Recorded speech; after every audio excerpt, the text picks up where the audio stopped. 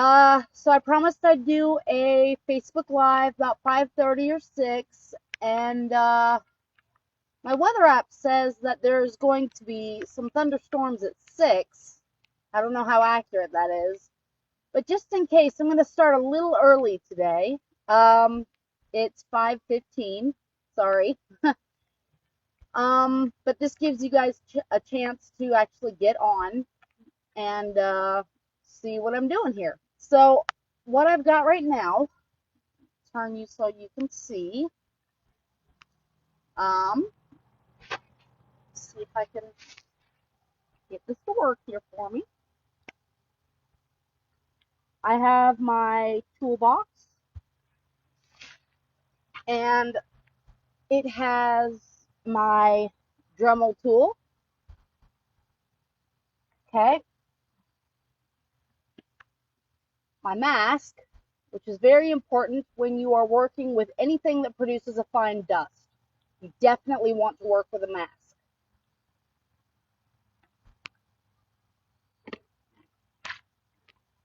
Okay, I have my toolbox, which houses all of my extra little itty bitty tools here. This here is so I can switch out my bits on the Dremel. So if you see me pick this up, just know that I'm switching bits. Okay. Here's just some of the bits that I've used. Don't know how well you can see that, but those are just some of the bits that I use. And Galen was kind enough to buy me a diamond drill bit, or diamond carving bit set. As you can tell, I've used some of them. He's actually bought me a few of these. But when I do use these, I tend to go through them so quickly, carving through stones, shells. I've often doled them using them on wood. But they're really good. They're really, really good, and they've worked excellent for these shells. Okay. Also,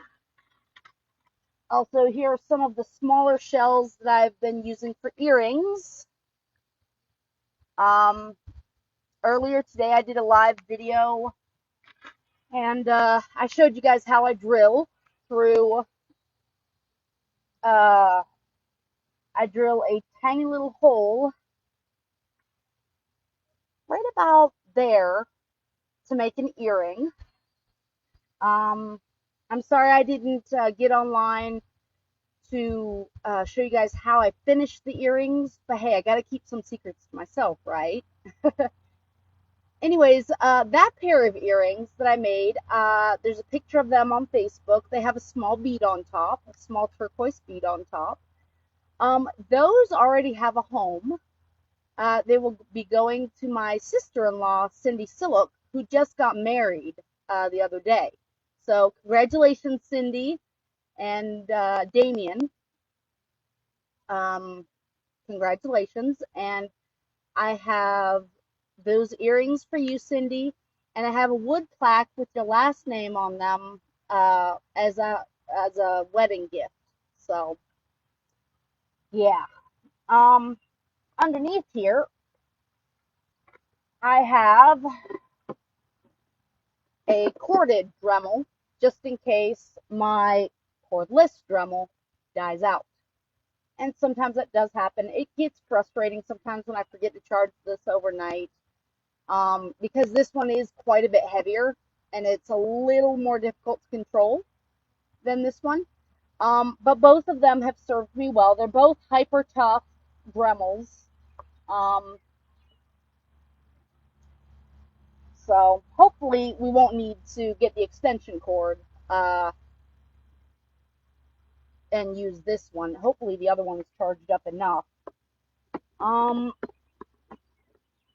then I also have this nifty little treasure box filled with more Dremel tools.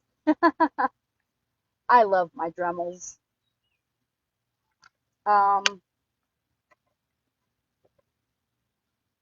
see if we can get that to close again. Why are you not closing? Oh, this little bit is up. That little bit goes to the side. Okay. There we go. Now it's closing. All right. There we go. I've also got my hot glue gun and my glue sticks in there for when I'm doing other projects and stuff. But yeah, that is my. Oh, I also have in here, if you get a lucky shell with some color on it, these are the pens that I use. They are archival ink pens, and if we look at one, it is size 0.5. It is Pigma Micron archival ink, micro pigment ink for waterproof and fade-proof fine lines.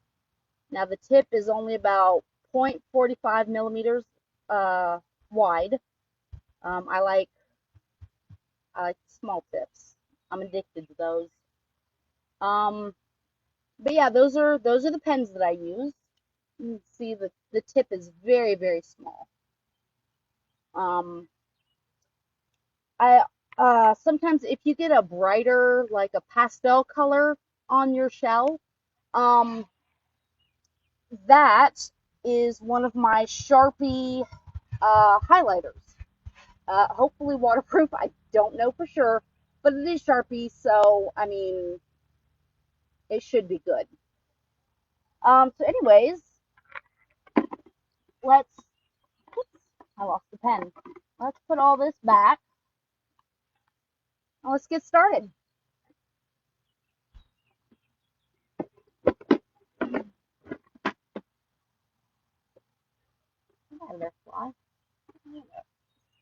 Okay. So usually when I start doing my Dremel work, I keep my toolbox open so I can easily just reach in, grab stuff, and pull it out and use it. So the first step for any shell that I do is to choose the shell. This is just one of my containers of shells.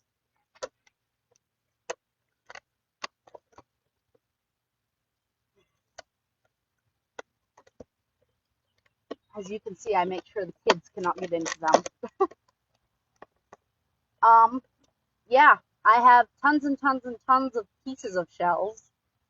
I have whole entire shells back in the house, but these are just shells that have broken. That one that's on this side, it looks almost like a complete shell, but it's broken. And then, ouch, cramping my leg. I've got really thick shells that are just pieces of shells. I like to use those for, yeah, anything really. This is a pretty one. At least it looks pretty on the outside. And then you turn it over and it's broken. So these are all broken seashells. These are all seashell pieces. Some of them would have been really cool to find all in one piece, but you know, it is what it is. Let's find a good one here today. I'm going to dump these out on this lid that I have prepared.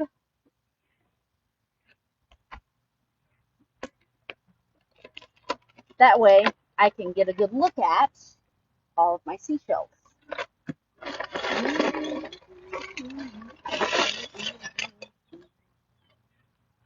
Alright, I'm going to adjust the camera so you can see. I hope. There we go, kind of. Can you see that? Hopefully. Let's see here. There we go. Okay, so these are all broken shells. That one was a really cool one to find. So honestly, I'm just kind of taking my time so that I can get more viewers. If you're seeing this video, share it and let other people know about what I'm doing here. So, ooh, this one's really pretty.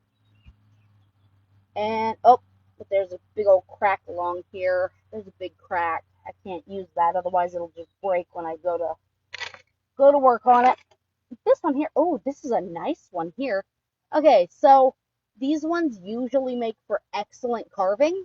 They're really thick and they're really durable. So I'm just gonna go ahead and scoot these seashells out of my way. I'm gonna adjust the camera so you can see me again. Hi.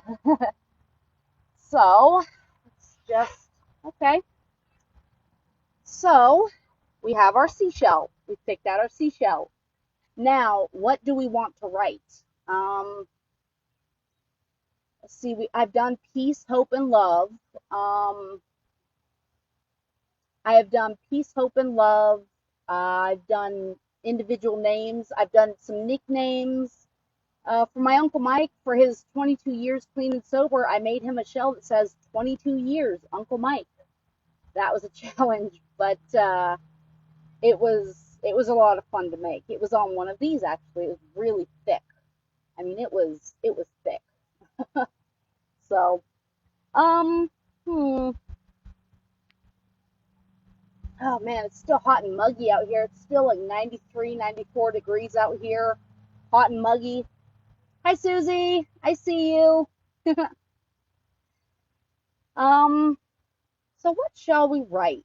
Or what shall we carve? Um, let's see. I don't want to do anything with too many loops because those are kind of difficult to do. Like I did peace all in capital letters on one, and I didn't like the way it turned out. It to me it was really ugly. I don't know. Somebody else might like it. Somebody might buy it, but um, I don't know. The word pizza comes up in my mind because of the shape of this shell. Should we write pizza on it just to just to have something to do? Um, Sometimes if the edges are really sharp, like this one has a bunch of jagged edges right here, down here. So while I'm working on them, I could essentially hurt myself on them. They're so jagged. So what I do is usually for these, this one doesn't have any problem with it, but for those, I usually take, where did it go? Oh, it's hiding now. Oh, there it is. I take the grinding wheel. You can tell I've used it. Um, or my cutting tool, and I just smooth out those edges before I start working. Um, 'Cause those edges, I mean, those will get you. Those will get you real good. Um, let's see here. Yep, I picked out my shell. Picked out the word I'm gonna use. Um, for this one, it doesn't really look like I need to do any uh smoothing out on it because it is, I mean, it's fairly harmless. So I don't really need to shape it. But if it did need shaping, I would do that. Um, let's write some pizza. Or carve some pizza, I should say. Um, some uh, some people have wondered, do I write on my shells before I carve? No, I don't. It's all freehand. Um, I'd like to say that I'm a professional at this, but I'm not. I'm really just going with the flow. I just do it by freehand. Um, for stuff with curves, I usually like to start out with a certain, ah, here we go. There's another set that Galen's bought me. I like to start out with a certain tip. This one, it's, I don't know how well you can see that. It's kind of a oval shape that comes to a point, And that is my favorite one to use at first because it allows me to do an outline of what I'm going to write. Move my ice here. Now where did my little key go? Here it is. Okay, here's the key I was talking about. So, in order to change bits, all I gotta do is press this little button, or I twist this until the button mashes in. I take this, and I just loosen it up a little bit, pull that tip out, put this bit in, and then we go for another tightening. It doesn't take much to tighten it, so. And if this gets too loud for you guys, let me know. I'll pull the camera back away from the noise some, but it's really not that loud. So, all right, next thing, before I start carving, I need my mask because this kicks up fine dust. So, you always want to, I don't really, yeah.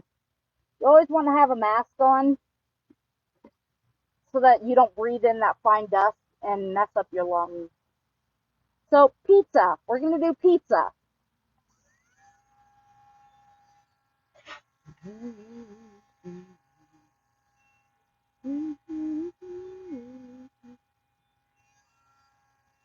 going to do it this way.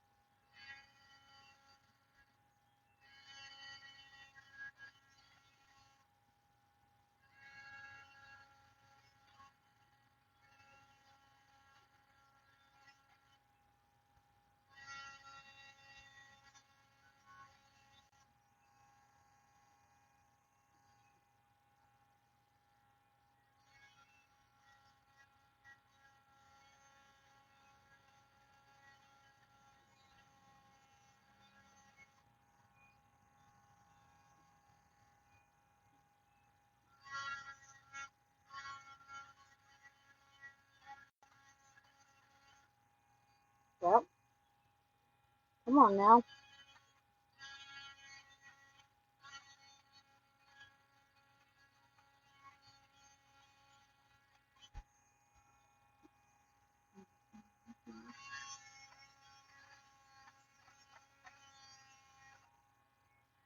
All right.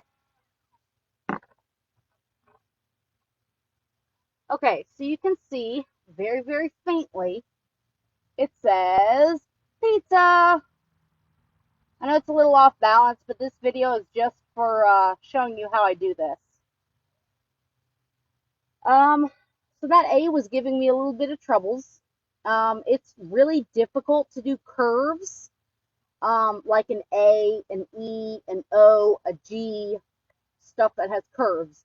Those are really difficult to outline like this because the shell has a grain and your tool wants to go with that grain. So you have to fight the grain to make that curve. And so, you know, you got to take it real easy, otherwise you lose the letter altogether. So now that I've got my outline, I'm going to switch bits.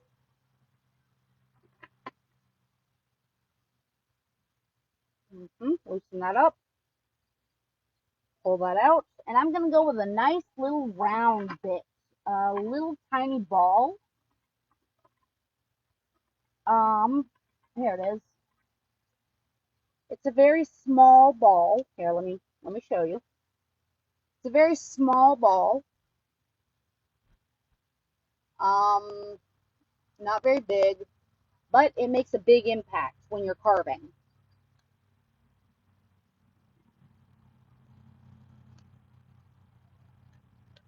All right, and the reason I don't talk with the mask on is I don't know if you can understand me in the video with my mask on.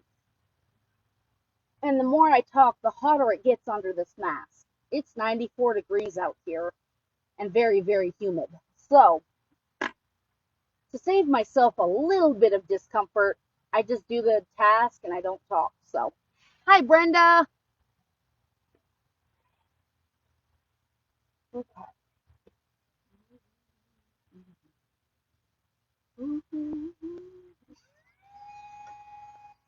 Here we go.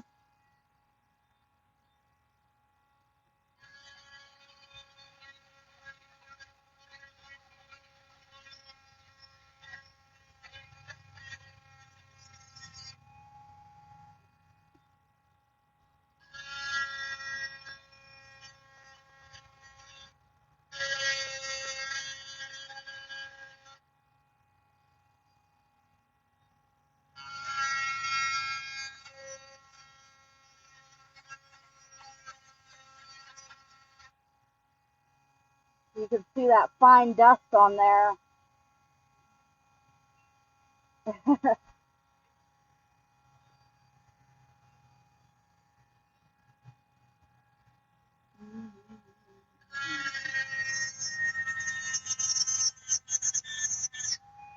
It's the dot for the eye.